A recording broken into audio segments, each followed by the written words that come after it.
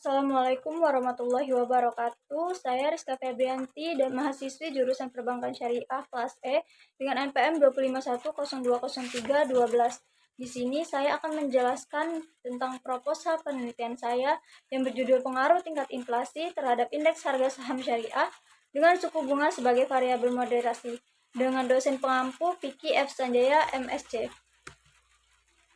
Pada bab 1 pendahuluan, di sini ada data inflasi, suku bunga, dan indeks harga saham gabungan yang saya ambil dari website BPS, Bank Indonesia, dan IDX Composite. Inflasi adalah suatu keadaan di mana harga barang secara umum mengalami kenaikan terus-menerus atau terjadi peningkatan nilai uang. Suku bunga adalah harga yang dibayarkan atas modal serta keuntungan modal yang merupakan hasil dari suatu ekuitas. Indeks harga saham gabungan adalah indeks dari seluruh saham yang diperdagangkan di Bursa Efek Indonesia. Indeks harga saham gabungan merupakan suatu indikator untuk memantau pergerakan harga seluruh saham yang terdaftar di Bursa Efek Jakarta. IHSG mulai diperkenalkan pada tanggal 1 April tahun 1983. Di sini penyebab naik turunnya inflasi yaitu yang pertama adanya karena pada tahun 2018 adanya kenaikan harga yang ditunjukkan oleh naiknya sebagian besar indeks kelompok pengeluaran yakni minuman, rokok, tembakau, dan adanya pandemi COVID-19. Terjadi penurunan karena harga komoditas pangan dan pergerakan emas akibat stabilitas ekonomi yang tidak menentu. Terjadinya naik turunnya suku bunga karena faktor persaingan antara bank, kebutuhan dana oleh bank, permintaan pinjaman, dan hubungan bank dengan nasabah. Dan naik turunnya indeks harga saham syariah disebabkan karena saham digerakkan oleh kekuatan penawaran dan permintaan. Saat permintaan tinggi, maka harga saham naik. Sebaliknya, jika penawaran tinggi akan membuat harga saham turun. Alasan memilih judul ini adalah data yang saya temukan dari website BPS, Bank Indonesia, dan IDX Composite bahwa data IHSG dari tahun 2018 sampai 2022 mengalami kenaikan dan penurunan. Ini bisa disebabkan karena laporan perusahaan hingga konflik politik. Jika laporan keuangan menunjukkan pertumbuhan pendapatan dan profit yang baik, maka investor akan lebih tertarik untuk membeli saham perusahaan tersebut, sehingga menaikkan harga saham dan meningkatkan IHSG. Sebaliknya, laporan keuangan yang menunjukkan penurunan pendapatan dan profit akan cenderung memicu investor untuk menjual saham dan berdampak pada penurunan IHSG. Hubungan IHSG dengan suku bunga yaitu apabila terjadi kenaikan suku bunga, maka pergerakan harga saham akan menurun. Dan ini akan menyebabkan kerugian bagi investor. Mereka tidak akan mendapatkan keuntungan dari jual beli atau trading saham yang dilakukan. Sedangkan jika suku bunga mengalami penurunan, maka harga saham akan naik. Investor akan mengalami keuntungan karena sebagian besar sahamnya yang tercatat di Bursa Efek Indonesia juga akan terus ditanamkan modalnya.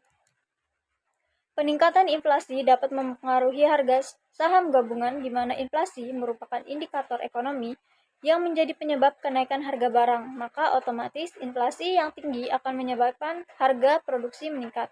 Sehingga minat masyarakat untuk membeli produk pada suatu perusahaan akan menurun karena dikenaikan harga tersebut. Dan jika inflasi menurun, investor akan tidak berpindah dari modal yang ditanamkan. Pada bab 2, landasan teori dan hipotesis. Ada grand teori, yaitu teori makroekonomi. Teori makroekonomi adalah faktor-faktor eksternal yang terdiri dari kejadian-kejadian yang berasal dari luar perusahaan, sehingga pihak perusahaan tidak mampu untuk mengendalikannya. Ada signaling teori atau teori sinyal. Naik turunnya harga di pasar dibahas dalam signaling teori, sehingga akan memberikan pengaruh pada keputusan investor terhadap informasi yang terjadi dari kondisi saham suatu perusahaan.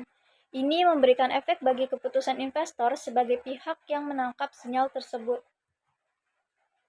Hipotesis, pergerakan indeks harga saham sangat penting bagi investor.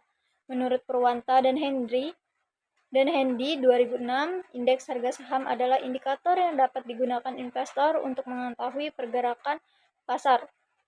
Menurut Samsul, faktor makroekonomi mempengaruhi harga saham di pasar seperti tingkat inflasi, tingkat suku bunga, dan peraturan perpajakan, kebijakan pemerintah, kurs valuta asing, tingkat bunga pinjaman luar negeri, ekonomi internasional, siklus ekonomi, paham ekonomi dan peredaran uang. Pada Tandlin mengatakan perubahan suku bunga akan mempengaruhi harga saham secara terbalik. Ceteris paribus, artinya jika suku bunga meningkat, maka harga saham pun turun. Ceteris paribus dan sebaliknya. Pada bab 3, metode penelitian, waktu dan tempat penelitian. Pada penelitian ini saya menggunakan data sekunder guna mengetahui hubungan antara inflasi dan suku bunga terhadap indeks harga saham gabungan syariah. Jenis penelitian ini termasuk dalam penelitian kuantitatif. Penelitian ini digunakan pada tahun 2018 sampai 2022 pada 5 tahun terakhir dengan variabel independen yaitu inflasi dan suku bunga. Pendekatan dan jenis penelitian. Dalam penelitian ini, pendekatan yang digunakan adalah pendekatan kuantitatif. Pendekatan kuantitatif adalah pendekatan yang dalam usulan penelitian, proses, hipotesis, turun ke lapangan, analisis data, kesimpulan data, sampai dengan penulisannya, menggunakan pengukuran, perhitungan, rumus, dan kepastian data numerik. Populasi yang digunakan pada penelitian ini adalah data panel yang meliputi indeks harga saham gabungan syariah, inflasi, dan suku bunga pada periode 2018 sampai 2022. Sampel pada penelitian ini adalah bagian dari populasi yang menjadi sumber data dalam penelitian, di mana populasi merupakan bagian dari jumlah karakteristik yang dimiliki oleh populasi. Teknik pengumpulan data ini bersifat data panel. Data panel merupakan gabungan antara data time series dan data cross-section. Semua data yang dikumpulkan pada penelitian ini dalam bentuk panel atau dalam bentuk 5 tahun yang dikeluarkan oleh Bank Indonesia dan Bursa Efek Indonesia. Definisi operasional variabel. Variabel dependen adalah variabel yang dipengaruhi atau menjadi akibat adanya variabel lain. Variabel dependen dalam penelitian ini adalah indeks harga saham gabungan syariah. Variabel independen. Variabel independen adalah variabel yang menjadi sebab atau berubahnya suatu variabel lain. Variabel independen pada penelitian ini yaitu inflasi. Variabel moderating. Variabel moderating adalah variabel yang dapat memperkuat atau memperlemah hubungan langsung antara variabel independen dengan variabel dependen, yaitu variabel moderasi dalam penelitian ini adalah suku bunga. Instrumen penelitian. Dalam penelitian ini, pendekatan yang digunakan adalah pendekatan kuantitatif. Pendekatan kuantitatif adalah pendekatan yang dalam usulan penelitian, proses, hipotesis, turun ke lapangan, analisis data, dan kesimpulan data sampai dengan penulisannya. Mempergunakan aspek pengukuran, perhitungan, rumus, dan kepastian data numerik.